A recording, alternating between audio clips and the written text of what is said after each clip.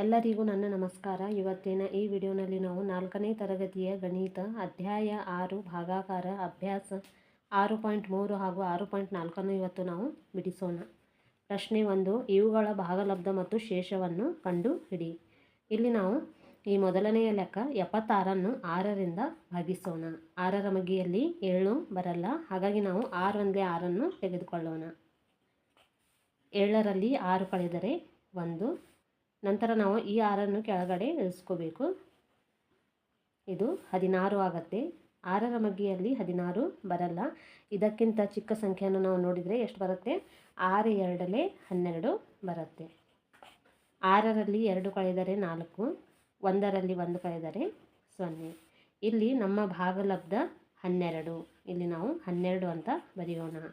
ಶೇಷ 4. ನೆಕ್ಸ್ಟ್ 93 ನಾವು 8ರಿಂದ ಭಾಗಿಸೋಣ. 8ರ ಮಗ್ಗಿಯಲ್ಲಿ ನಮಗೆ 9 ಬೇಕು, ಆದರೆ 8ರ ಮಗ್ಗಿಯಲ್ಲಿ 9 ಬರಲ್ಲ. ಹಾಗಾಗಿ ಇದಕ್ಕಿಂತ ಚಿಕ್ಕ ಅಂಕಿಯನ್ನು ನಾವು ನೋಡಿದರೆ ಎಷ್ಟು ಬರುತ್ತೆ? 8 ಒಂದಲೇ 8 ಬರುತ್ತೆ. 9ರಲ್ಲಿ 8 ಕಳೆದರೆ 1. ನಂತರ ನಾವು ಈ 3 ಕೆಳಗಡೆ ಇಳಿಸ್ಕೋಬೇಕು. ಇದು 13 ಆಗುತ್ತೆ. 8ರ ಮಗ್ಗಿಯಲ್ಲಿ 13 ಇಲ್ಲ. ಇದಕ್ಕಿಂತ ಚಿಕ್ಕ ಅಂಕಿ ಅಂದರೆ ಎಷ್ಟು ಬರುತ್ತೆ? ಮತ್ತೆ 8 ಒಂದಲೇ 8 ನಾವು ತೆಗೆದುಕೊಳ್ಳಬೇಕು. 3ರಲ್ಲಿ 8 ಕಳೆಯಲಿಕ್ಕೆ ಬರಲ್ಲ, ಹಾಗಾಗಿ ಒಂದು ಕೈಲವನ್ನು ತೆಗೆದುಕೊಳ್ಳೋಣ. ಇದು 3 ಇದ್ದಿದ್ದು 13 ಆಗುತ್ತೆ. 13ರಲ್ಲಿ ನಾವು 8 ಕಳೆದರೆ 5 ಉಳಿಯುತ್ತೆ. 1ರಲ್ಲಿ 1 ಕಳೆದರೆ 0. ಇಲ್ಲಿ ನಮ್ಮ ಭಾಗಲಬ್ಧ 11, ಶೇಷ 5. ನೆಕ್ಸ್ಟ್ 345 ನಾವು 5ರಿಂದ ಭಾಗಿಸೋಣ. 5ರ ಮಗ್ಗಿಯಲ್ಲಿ 34 ಬರಲ್ಲ. 34ಕ್ಕಿಂತ ಚಿಕ್ಕ ಸಂಖ್ಯೆಯನ್ನು ನೋಡಿದರೆ ನಾವು 5 6 30 ಬರುತ್ತೆ. 5 6 30. 4ರಲ್ಲಿ 0 ಕಳೆದರೆ 4, 3ರಲ್ಲಿ 3 ಕಳೆದರೆ 0. ನೆಕ್ಸ್ಟ್ ನಾವು ಈ 5 ಕೆಳಗಡೆ ಇಳಿಸ್ಕೋಬೇಕು. ಇದು 45 ಆಗುತ್ತೆ. 5ರ ಮಗ್ಗಿಯಲ್ಲಿ 45 ಬರುತ್ತೆ. 5 ಎಷ್ಟಲೇ 45, 5 9 45. 45ರಲ್ಲಿ 45 ಕಳೆದರೆ 0. ಇಲ್ಲಿ ನಮ್ಮ ಭಾಗಲಬ್ಧ 69, ಶೇಷ 0. ನೆಕ್ಸ್ಟ್ 911 ನಾವು 6ರಿಂದ ಭಾಗಿಸೋಣ. 6ರ ಮಗ್ಗಿಯಲ್ಲಿ 9 ಬರಲ್ಲ, ಹಾಗಾಗಿ ಇದಕ್ಕಿಂತ ಚಿಕ್ಕ ಅಂಕಿಯನ್ನು ನೋಡಿದರೆ 6 ಒಂದಲೇ 6 ಬರುತ್ತೆ. 9ರಲ್ಲಿ 6 ಕಳೆದರೆ 3. ಈ ಒಂದು ಅಂಕಿಯನ್ನು ನಾವು ಭಾಗಿಸಿದ ನಂತರ ಒಂದೊಂದು ಅಂಕಿಯನ್ನು ಕೆಳಗಡೆ ಇಳಿಸ್ಕೋಬೇಕು. ಈ 1 ನಾವು ಕೆಳಗೆ ಇಳಿಸ್ಕೊಂಡಿದ್ವಿ. ಇದು 31 ಆಗುತ್ತೆ. 6ರ ಮಗ್ಗಿಯಲ್ಲಿ 31 ಬರಲ್ಲ. ಇದಕ್ಕಿಂತ ಚಿಕ್ಕ ಸಂಖ್ಯೆ 6ರ ಮಗ್ಗಿಯಲ್ಲಿ ಅಂದರೆ 6 5 30 ಬರುತ್ತೆ. 6 5 30. 1ರಲ್ಲಿ 0 ಕಳೆದರೆ 1, 3ರಲ್ಲಿ 3 ಕಳೆದರೆ 0. ನಂತರ ನಾವು ಈ 1 ಕೂಡ ಕೆಳಗಡೆ ಇಳಿಸ್ಕೋಬೇಕು. ಇದು 11 ಆಗುತ್ತೆ. 6ರ ಮಗ್ಗಿಯಲ್ಲಿ 11 ಬರಲ್ಲ, ಹಾಗಾಗಿ ನಾವೇನು ಮಾಡಬೇಕು? 6 ಒಂದಲೇ 6 ತೆಗೆದುಕೊಳ್ಳಬೇಕು. ಇಲ್ಲಿ 1ರಲ್ಲಿ 6 ಕಳೆಯಲಿಕ್ಕೆ ಬರಲ್ಲ, ಹಾಗಾಗಿ ಇಲ್ಲಿ ಒಂದು ಕೈಲವನ್ನು ತೆಗೆದುಕೊಳ್ಳೋಣ. ಈ 11ರಲ್ಲಿ 6 ಕಳೆದರೆ 5, 1ರಲ್ಲಿ 1 ಕಳೆದರೆ 0. ಇಲ್ಲಿ ನಮ್ಮ ಭಾಗಲಬ್ಧ 151, ಶೇಷ 5. ನೆಕ್ಸ್ಟ್ 9254 ನಾವು 8ರಿಂದ ಭಾಗಿಸೋಣ. ಇಲ್ಲಿ ನಾವೇನು ಮಾಡಬೇಕು? 8ರ ಮಗ್ಗಿಯಲ್ಲಿ 9 ಬರಲ್ಲ, ಹಾಗಾಗಿ 8 ಒಂದಲೇ 8 ನಾವು ತೆಗೆದುಕೊಳ್ಳಬೇಕು. 9ರಲ್ಲಿ 8 ಕಳೆದರೆ 1. ನಂತರ ನಾವು ಈ 2 ಕೆಳಗಡೆ ಇಳಿಸ್ಕೋಬೇಕು. ಇದು 12 ಆಗುತ್ತೆ. 8ರ ಮಗ್ಗಿಯಲ್ಲಿ 12 ಬರಲ್ಲ, ಹಾಗಾಗಿ ಇನ್ನೊಮ್ಮೆ ನಾವು 8 ಒಂದಲೇ 8 ತೆಗೆದುಕೊಳ್ಳಬೇಕು. ಇಲ್ಲಿ 2ರಲ್ಲಿ 8 ಕಳೆಯಲಿಕ್ಕೆ ಬರಲ್ಲ, ಹಾಗಾಗಿ ಇಲ್ಲೊಂದು ಕೈಲವನ್ನು ತೆಗೆದುಕೊಳ್ಳೋಣ. ಇದು 2 ಇದ್ದಿದ್ದು 12 ಆಗುತ್ತೆ. 12ರಲ್ಲಿ 8 ಕಳೆದರೆ 4, 1ರಲ್ಲಿ 1 ಕಳೆದರೆ 0. ನೆಕ್ಸ್ಟ್ ನಾವು ಈ 5 ಕೆಳಗಡೆ ಇಳಿಸ್ಕೋಬೇಕು. ಇದು 45 ಆಗುತ್ತೆ. 8ರ ಮಗ್ಗಿಯಲ್ಲಿ 45 ನಮಗೆ ಬರಲ್ಲ, ಹಾಗಾಗಿ ನಾವೇನು ಮಾಡಬೇಕು? 8 5 40 ತೆಗೆದುಕೊಳ್ಳೋಣ. 5ರಲ್ಲಿ 0 ಕಳೆದರೆ 5, 4ರಲ್ಲಿ 4 ಕಳೆದರೆ 0. ನೆಕ್ಸ್ಟ್ ನಾವು ಏನು ಮಾಡೋಣ? ಈ 4 ಕೆಳಗಡೆ ಇಳಿಸ್ಕೊಳ್ಳೋಣ. ಇದು 54 ಆಗುತ್ತೆ. 8ರ ಮಗ್ಗಿಯಲ್ಲಿ 54 ನಮಗೆ ಬರಲ್ಲ, ಹಾಗಾಗಿ ಇದಕ್ಕಿಂತ ಚಿಕ್ಕ ಸಂಖ್ಯೆಯನ್ನು ನಾವು ನೋಡಿದರೆ ಎಷ್ಟು ಬರುತ್ತೆ? 8 6 48 ಬರುತ್ತೆ. 4ರಲ್ಲಿ 8 ಕಳೆಯಲಿಕ್ಕೆ ಬರಲ್ಲ, ಹಾಗಾಗಿ ಇಲ್ಲಿ ಒಂದು ಕೈಲವನ್ನು ತೆಗೆದುಕೊಳ್ಳೋಣ. ಕೈಲ ತೆಗೆದುಕೊಂಡ ಮೇಲೆ ಇದು 4 ಇದ್ದಿದ್ದು 14 ಆಗುತ್ತೆ. ಈ 14ರಲ್ಲಿ 8 ಕಳೆದರೆ 6 ಉಳಿಯುತ್ತೆ. 5ರಲ್ಲಿ 4 ಹಾಗೂ ಈ ಕೈಲ 1 ಅಂದರೆ 5ರಲ್ಲಿ 5 ಕಳೆದರೆ 0. ಇಲ್ಲಿ ನಮ್ಮ ಭಾಗಲಬ್ಧ 1156. ಶೇಷ 6. ನೆಕ್ಸ್ಟ್ 8374 ನಾವು 5ರಿಂದ ಭಾಗಿಸೋಣ. ಇಲ್ಲಿ ನಾವು ಏನು ಮಾಡಬೇಕು, 5ರ ಮಗ್ಗಿಯಲ್ಲಿ 8 ಬರಲ್ಲ, ಹಾಗಾಗಿ ಇಲ್ಲಿ 5 1 5 ತೆಗೆದುಕೊಳ್ಳೋಣ. 8ರಲ್ಲಿ 5 ಕಳೆದರೆ 3. ನಂತರ ನಾವು ಈ 3 ಕೆಳಗಡೆ ಇಳಿಸ್ಕೋಬೇಕು. ಇದು 33 ಆಗುತ್ತೆ. 5ರ ಮಗ್ಗಿಯಲ್ಲಿ 33 ಬರಲ್ಲ, ಹಾಗಾಗಿ ಇದಕ್ಕಿಂತ ಚಿಕ್ಕ ಸಂಖ್ಯೆ ಅಂದರೆ 5 6 30 ಬರುತ್ತೆ. ಅದನ್ನು ನಾವು ತೆಗೆದುಕೊಳ್ಳೋಣ. 3ರಲ್ಲಿ 0 ಕಳೆದರೆ 3, 3ರಲ್ಲಿ 3 ಕಳೆದರೆ 0. ನೆಕ್ಸ್ಟ್ ನಾವು ಈ 7 ಕೆಳಗಡೆ ಇಳಿಸ್ಕೊಳ್ಳೋಣ. ಇದು 37 ಆಗುತ್ತೆ. ಇಲ್ಲಿ 5ರ ಮಗ್ಗಿಯಲ್ಲಿ 37 ಬರಲ್ಲ, ಇದಕ್ಕಿಂತ ಚಿಕ್ಕ ಸಂಖ್ಯೆ ಅಂದರೆ 35 ಬರುತ್ತೆ. 5 7 35. 7ರಲ್ಲಿ 5 ಕಳೆದರೆ 2, 3ರಲ್ಲಿ 3 ಕಳೆದರೆ 0. ನೆಕ್ಸ್ಟ್ ನಾವು ಈ 4 ಕೆಳಗಡೆ ಇಳಿಸ್ಕೊಳ್ಳೋಣ. ಇದು 24 ಆಗುತ್ತೆ. 5ರ ಮಗ್ಗಿಯಲ್ಲಿ 24 ಬರಲ್ಲ, ಆದರೆ 20 ಬರುತ್ತೆ. 5 ಎಷ್ಟಲೇ 20, 5 4 20. 4ರಲ್ಲಿ 0 ಕಳೆದರೆ 4, 2ರಲ್ಲಿ 2 ಕಳೆದರೆ 0. ಇಲ್ಲಿ ನಮ್ಮ ಭಾಗಲಬ್ಧ 1674.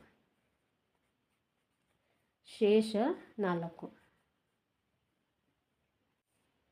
ನೆಕ್ಸ್ಟ್ 2437 ನಾವು 5ರಿಂದ ಭಾಗಿಸೋಣ. 5ರ ಮಗ್ಗಿಯಲ್ಲಿ 24 ಬರಲ್ಲ, ಹಾಗಾಗಿ ನಾವು ಏನು ಮಾಡೋಣ, 5 4 20 ತೆಗೆದುಕೊಳ್ಳೋಣ.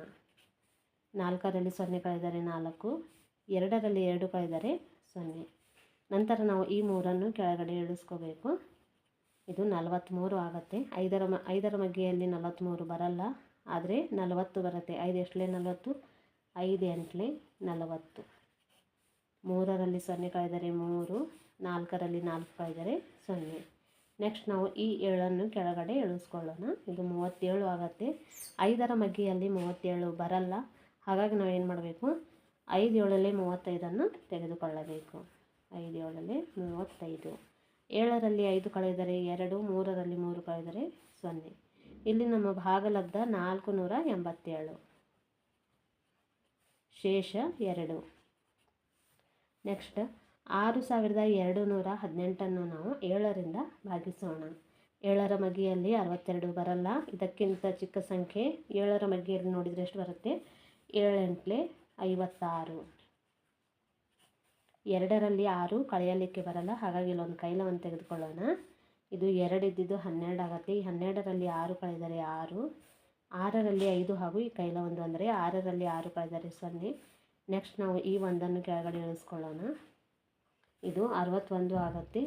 ಇಲ್ಲಿಯೂ ಕೂಡ 61 7ರ ಮಗ್ಗಿಯಲ್ಲಿ ಇಲ್ಲ, ಹಾಗಾಗಿ ನಾವು ಮತ್ತೊಮ್ಮೆ 7 8 56 ತೆಗೆದುಕೊಳ್ಳೋಣ. 1ರಲ್ಲಿ 6 ಕಳೆಯಲಿಕ್ಕೆ ಬರಲ್ಲ, ಹಾಗಾಗಿ ಇಲ್ಲೊಂದು ಕೈಲವನ್ನು ತೆಗೆದುಕೊಳ್ಳೋಣ. 11ರಲ್ಲಿ 6 ಕಳೆದರೆ 5, 6ರಲ್ಲಿ 5 ಹಾಗೂ ಈ ಕೈಲ 1 ಅಂದರೆ 6ರಲ್ಲಿ 6 ಕಳೆದರೆ 0. ನೆಕ್ಸ್ಟ್ ನಾವು ಈ 8 ಕೆಳಗಡೆ ಇಳಿಸ್ಕೊಳ್ಳೋಣ. ಇದು 58 ಆಗುತ್ತೆ. 7ರ ಮಗ್ಗಿಯಲ್ಲಿ 58 ಬರಲ್ಲ, ಆದರೆ ಮತ್ತೊಮ್ಮೆ ನಾವು ಏನು ಮಾಡಬೇಕು, 7 8 56 ತೆಗೆದುಕೊಳ್ಳಬೇಕು. 8ರಲ್ಲಿ 6 ಕಳೆದರೆ 2, 5ರಲ್ಲಿ 5 ಕಳೆದರೆ 0. ಇಲ್ಲಿ ನಮ್ಮ ಭಾಗಲಬ್ಧ 888. ಶೇಷ 2. ನೆಕ್ಸ್ಟ್ 3452 ನಾವು 6ರಿಂದ ಭಾಗಿಸೋಣ. 6ರ ಮಗ್ಗಿಯಲ್ಲಿ 34 ಬರಲ್ಲ, ಹಾಗಾಗಿ ಇದಕ್ಕಿಂತ ಚಿಕ್ಕ ಸಂಖ್ಯೆ ಅಂದರೆ 6 5 30 ಬರುತ್ತೆ. 6 5 30. 4ರಲ್ಲಿ 0 ಕಳೆದರೆ 4, 3ರಲ್ಲಿ 3 ಕಳೆದರೆ 0. ನೆಕ್ಸ್ಟ್ ನಾವು ಈ 5 ಕೆಳಗಡೆ ಇಳಿಸ್ಕೋಬೇಕು. ಇದು 45 ಆಗುತ್ತೆ. 6ರ ಮಗ್ಗಿಯಲ್ಲಿ 45 ಬರಲ್ಲ, ಇದಕ್ಕಿಂತ ಚಿಕ್ಕ ಸಂಖ್ಯೆ ಅಂದರೆ 6ರ ಮಗ್ಗಿಯಲ್ಲಿ 6 7 42 ಬರುತ್ತೆ. 5ರಲ್ಲಿ 2 ಕಳೆದರೆ 3, 4ರಲ್ಲಿ 4 ಕಳೆದರೆ 0. ನೆಕ್ಸ್ಟ್ ನಾವು ಈ 2 ಕೆಳಗಡೆ ಇಳಿಸ್ಕೊಳ್ಳೋಣ. ಇದು 32 ಆಗುತ್ತೆ. 6ರ ಮಗ್ಗಿಯಲ್ಲಿ 32 ಬರಲ್ಲ, ಇದಕ್ಕಿಂತ ಚಿಕ್ಕ ಸಂಖ್ಯೆ ಅಂದರೆ 6 5 30. 2ರಲ್ಲಿ 0 ಕಳೆದರೆ 2, 3ರಲ್ಲಿ 3 ಕಳೆದರೆ 0. ಇಲ್ಲಿ ನಮ್ಮ ಭಾಗಲಬ್ಧ 575. ಶೇಷ 2. ನೆಕ್ಸ್ಟ್ 5715 ನಾವು 8ರಿಂದ ಭಾಗಿಸೋಣ. 8ರ ಮಗ್ಗಿಯಲ್ಲಿ 57 ಬರಲ್ಲ, ಇದಕ್ಕಿಂತ ಚಿಕ್ಕ ಸಂಖ್ಯೆ ಅಂದರೆ ಎಷ್ಟು ಬರುತ್ತೆ, 56 ಬರುತ್ತೆ.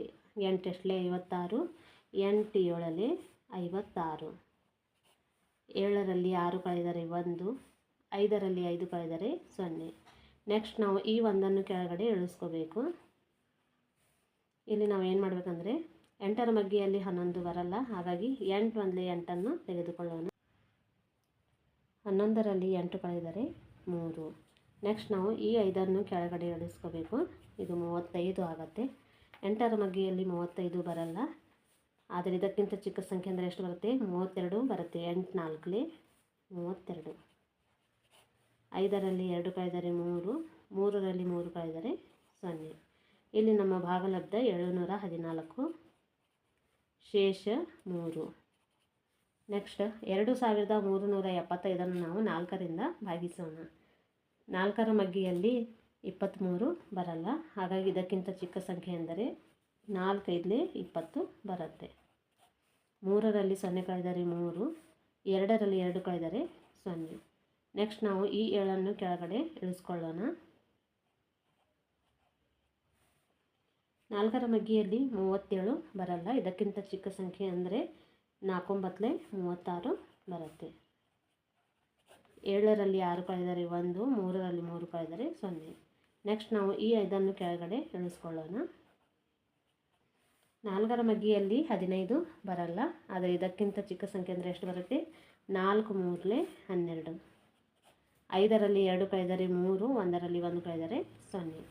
ಇಲ್ಲಿ ಭಾಗಲಬ್ಧ 593, ಶೇಷ 3. ನೆಕ್ಸ್ಟ್ 4238 ನಾವು 7ರಿಂದ ಭಾಗಿಸೋಣ. 7ರ ಮಗ್ಗಿಯಲ್ಲಿ 42 ಬರುತ್ತೆ. 7 ಎಷ್ಟಲೆ 42, 7 6 42. 42ರಲ್ಲಿ 42 ಕಳೆದರೆ 0. ನೆಕ್ಸ್ಟ್ ನಾವು 3 ಕೆಳಗಡೆ ಇಳಿಸ್ಕೊಳ್ಳೋಣ. ಇದು ಈ ಅಂಕಿಯು ಈ 7ಕ್ಕಿಂತ ಚಿಕ್ಕ ಇರುವುದರಿಂದ ಇದು ಭಾಗ ಹೋಗುವುದಿಲ್ಲ, ಹಾಗಾಗಿ ನಾವು 7 0 0 ಅಂತ ತೆಗೆದುಕೊಳ್ಳೋಣ. 3ರಲ್ಲಿ 0 ಕಳೆದರೆ 3. ನೆಕ್ಸ್ಟ್ ನಾವು ಈ 8 ಕೆಳಗಡೆ ಇಳಿಸ್ಕೊಳ್ಳೋಣ. ಇದು 38 ಆಗುತ್ತೆ. 7ರ ಮಗ್ಗಿಯಲ್ಲಿ 38 ಬರಲ್ಲ, ಇದಕ್ಕಿಂತ ಚಿಕ್ಕ ಸಂಖ್ಯೆ ಅಂದರೆ ಎಷ್ಟು ಬರುತ್ತೆ? 7 5 35 ಬರುತ್ತೆ. 8ರಲ್ಲಿ 5 ಕಳೆದರೆ 3, 3ರಲ್ಲಿ 3 ಕಳೆದರೆ 0. ಇಲ್ಲಿ ಭಾಗಲಬ್ಧ 605, ಶೇಷ 3. ನೆಕ್ಸ್ಟ್ ಅಭ್ಯಾಸ 6.4 ಪ್ರಶ್ನೆ 1. ಪೂಜಾಳಿಗೆ 2300 ರೂಪಾಯಿ ಬೆಲೆಯ ಮಿಕ್ಸಿಯನ್ನು ಮತ್ತು 1750 ರೂಪಾಯಿ ಬೆಲೆಯ ಕುಕ್ಕರನ್ನು ಕೊಂಡುಕೊಳ್ಳಬೇಕಾಗಿದೆ. ಆದರೆ ಅವಳ ಬಳಿ ಇರುವ ಹಣ 3500. ಇವೆರಡನ್ನು ಕೊಳ್ಳಲು ಇನ್ನೂ ಎಷ್ಟು ಹಣದ ಅವಶ್ಯಕತೆ ಇದೆ? ಇಲ್ಲಿ ನಾವು ಪರಿಹಾರವನ್ನು ನೋಡೋಣ. ಉತ್ತರ: ಮಿಕ್ಸಿ ಕೊಳ್ಳಲು ಮಾಡಿದ ಖರ್ಚು 2300, ಕುಕ್ಕರ್ ಕೊಳ್ಳಲು ಮಾಡಿದ ಖರ್ಚು 1750. ಇಲ್ಲಿ ಒಟ್ಟು ಖರ್ಚನ್ನು ನಾವು ನೋಡೋಣ. 0ಯಲ್ಲಿ 0 ಕೂಡಿಸಿದರೆ 0, 0ಯಲ್ಲಿ 5 ಕೂಡಿಸಿದರೆ 5, 3ರಲ್ಲಿ 7 ಕೂಡಿಸಿದರೆ 10, ಮೇಲೆ 1 ಕೈಲ ಕೆಳಗಡೆ 0, 2ರಲ್ಲಿ 1 ಹಾಗೂ ಈ ಕೈಲ 1 ಸೇರಿಸಿದರೆ 4. ಇಲ್ಲಿ ಪೂಜಾಳ ಒಟ್ಟು ಖರ್ಚು ಎಷ್ಟು? 4050 ರೂಪಾಯಿ. ಪೂಜಾಳ ಒಟ್ಟು ಖರ್ಚು 4050 ರೂಪಾಯಿ. ಪೂಜಾಳ ಬಳಿ ಇರುವ ಹಣ ಎಷ್ಟು? 3500. ಇಲ್ಲಿ ನಾವು ಏನು ಮಾಡೋಣ? ಈ ಮೇಲಿನ ಖರ್ಚಿನಲ್ಲಿ ಕೆಳಗಿನ ಹಣವನ್ನು ಕಳೆಯೋಣ. 0ಯಲ್ಲಿ 0 ಕಳೆದರೆ 0, 5ರಲ್ಲಿ 0 ಕಳೆದರೆ 5, 0ಯಲ್ಲಿ 5 ಕಳೆಯಲಿಕ್ಕೆ ಬರಲ್ಲ, ಹಾಗಾಗಿ ಇಲ್ಲಿ ಒಂದು ಕೈಲವನ್ನು ತೆಗೆದುಕೊಳ್ಳೋಣ. ಇದು 0 ಇದ್ದಿದ್ದು 10 ಆಗುತ್ತೆ. ಈ 10ರಲ್ಲಿ 5 ಕಳೆದರೆ 5, 4ರಲ್ಲಿ 3 ಹಾಗೂ ಈ ಕೈಲ 1 ಅಂದರೆ 4ರಲ್ಲಿ 4 ಕಳೆದರೆ 0. ಅವಳಿಗೆ ಇನ್ನೂ ಬೇಕಾದ ಹಣ ರೂಪಾಯಿ 550.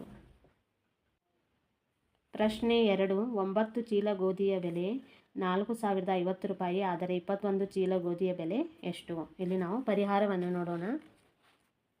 9 ಚೀಲ ಗೋಧಿಯ ಬೆಲೆ ರೂಪಾಯಿ 4050. 1 ಚೀಲ ಗೋಧಿಯ ಬೆಲೆ ರೂಪಾಯಿ 4050 ಭಾಗಲೆ 9. ಇಲ್ಲಿ ನಾವೇನು ಮಾಡೋಣ? ಈ 4050 9ರಿಂದ ಭಾಗಿಸೋಣ. 9ರ ಮಗ್ಗಿಯಲ್ಲಿ 40 ಬರಲ್ಲ, ಇದಕ್ಕಿಂತ ಚಿಕ್ಕ ಸಂಖ್ಯೆ ಅಂದರೆ ಎಷ್ಟು ಬರುತ್ತೆ? 36 ಬರುತ್ತೆ. 9 4 36 ಬರೆಯೋಣ. 0ಯಲ್ಲಿ 6 ಕಳೆಯಲಿಕ್ಕೆ ಬರಲ್ಲ, ಹಾಗಾಗಿ ಒಂದು ಕೈಲವನ್ನು ತೆಗೆದುಕೊಳ್ಳೋಣ. 10ರಲ್ಲಿ 6 ಕಳೆದರೆ 4, 4ರಲ್ಲಿ 3 ಹಾಗೂ ಈ ಕೈಲ 1 ಅಂದರೆ 4ರಲ್ಲಿ 4 ಕಳೆದರೆ 0. ನಂತರ ನಾವು ಈ 5ಅನ್ನು ಕೆಳಗಡೆ ಇಳಿಸ್ಕೊಳ್ಳೋಣ. ಇದು 45 ಆಗುತ್ತೆ. 9ರ ಮಗ್ಗಿಯಲ್ಲಿ 45 ಬರುತ್ತೆ. 9 ಎಷ್ಟಲೇ 45, 9 5ಲೇ 45, 45ರಲ್ಲಿ 45 ಕಳೆದರೆ 0. ನೆಕ್ಸ್ಟ್ ನಾವು ಈ 0ಅನ್ನು ಕೆಳಗಡೆ ಇಳಿಸ್ಕೊಳ್ಳೋಣ. ಇದನ್ನು 9 0 0 ಅಂತ ಭಾಗಿಸೋಣ. ಇಲ್ಲಿ ರೂಪಾಯಿ 450. ಒಂದು ಚೀಲ ಗೋಧಿಯ ಬೆಲೆ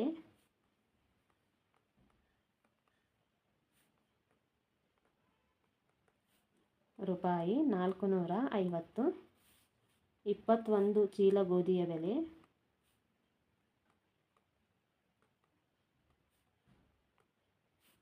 = ರೂಪಾಯಿ 450 ಗುಣ್ಲೆ 21. 450 ಗುಣ್ಲೆ 21 ಡಿವೈಡೆಡ್ ಬೈ 450 = ಇಲ್ಲಿ ನಾವು 450ಅನ್ನು 21ರಿಂದ ಗುಣಿಸಿದಾಗ ನಮ್ಮ ಉತ್ತರ ಎಷ್ಟು ಬರುತ್ತೆ? 9450. 900 ಡಿವೈಡೆಡ್ ಬೈ 9450. ಪ್ರಶ್ನೆ 3. 520 ಪುಸ್ತಕಗಳನ್ನು 4 ಕಪಾಟುಗಳಲ್ಲಿ ಜೋಡಿಸಲಾಗಿದೆ. ಈ ರೀತಿಯ 32ರ ಕಪಾಟುಗಳಲ್ಲಿ ಎಷ್ಟು ಪುಸ್ತಕಗಳನ್ನು ಜೋಡಿಸಬಹುದು? ಇಲ್ಲಿ ನೋಡೋಣ ನಾವು ಪರಿಹಾರವನ್ನು. 4 ಕಪಾಟುಗಳಲ್ಲಿರುವ ಒಟ್ಟು ಪುಸ್ತಕಗಳ ಸಂಖ್ಯೆ 520. ಒಂದು ಕಪಾಟಿನಲ್ಲಿರುವ ಪುಸ್ತಕಗಳ ಸಂಖ್ಯೆ. ಇಲ್ಲಿ ನಾವು 520ಅನ್ನು 4ರಿಂದ ಭಾಗಿಸೋಣ. 4ರ ಮಗ್ಗಿಯಲ್ಲಿ 5 ಬರಲ್ಲ, ಹಾಗಾಗಿ 4 1 4 ತೆಗೆದುಕೊಳ್ಳೋಣ. 5ರಲ್ಲಿ 4 ಕಳೆದರೆ 1, 2 ಕೆಳಗಡೆ ಇಳಿಸ್ಕೊಳ್ಳೋಣ. 4 3 12 ಭಾಗ ಹೋಗುತ್ತೆ. 12ರಲ್ಲಿ 12 ಕಳೆದರೆ 0. ನೆಕ್ಸ್ಟ್ ನಾವು ಈ 0 ಕೂಡ ಕೆಳಗಡೆ ತೆಗೆದುಕೊಳ್ಳೋಣ. 4 0 0 ಅಂತ ಇದನ್ನು ಕೂಡ ಭಾಗಿಸೋಣ. ಇಲ್ಲಿ ಭಾಗಲಬ್ಧ 130 ಬರುತ್ತೆ. ಇಲ್ಲಿ ನಾವೇನು ಮಾಡೋಣ, 32 ಕಪಾಟ್ನಲ್ಲಿರುವ ಪುಸ್ತಕಗಳ ಸಂಖ್ಯೆ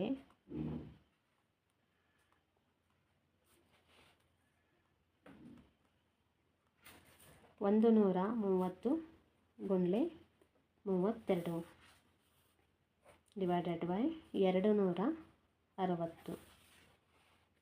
ಇಲ್ಲಿ ನಾವು 130ಅನ್ನು 32ರಿಂದ ಗುಣಿಸಿದಾಗ ಉತ್ತರ 4160 ಬರುತ್ತೆ.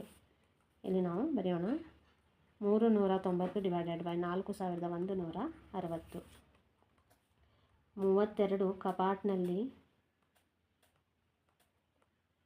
4160 ಪುಸ್ತಕಗಳನ್ನು ಜೋಡಿಸಬಹುದು.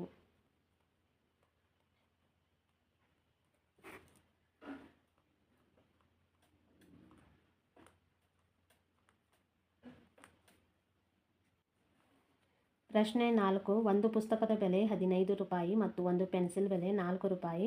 ಮೋಹನ್ ಒಟ್ಟು 2 ಪುಸ್ತಕಗಳನ್ನು ಮತ್ತು 3 ಪೆನ್ಸಿಲ್ಗಳನ್ನು ಕೊಂಡನು. ಎಲ್ಲ ಸೇರಿ ಮೋಹನ್ ಎಷ್ಟು ಹಣ ಕೊಡಬೇಕು? ಇಲ್ಲಿ ಪರಿಹಾರ.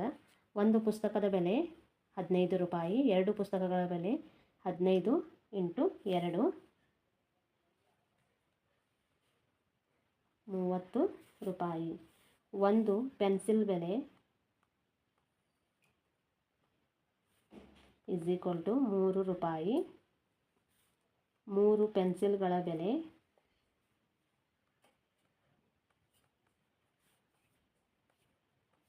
ರೂಪಾಯಿ. 3 × 3 = ರೂಪಾಯಿ 9. ಮೋಹನ್ ಕೊಡಬೇಕಾದ ಒಟ್ಟು ಹಣ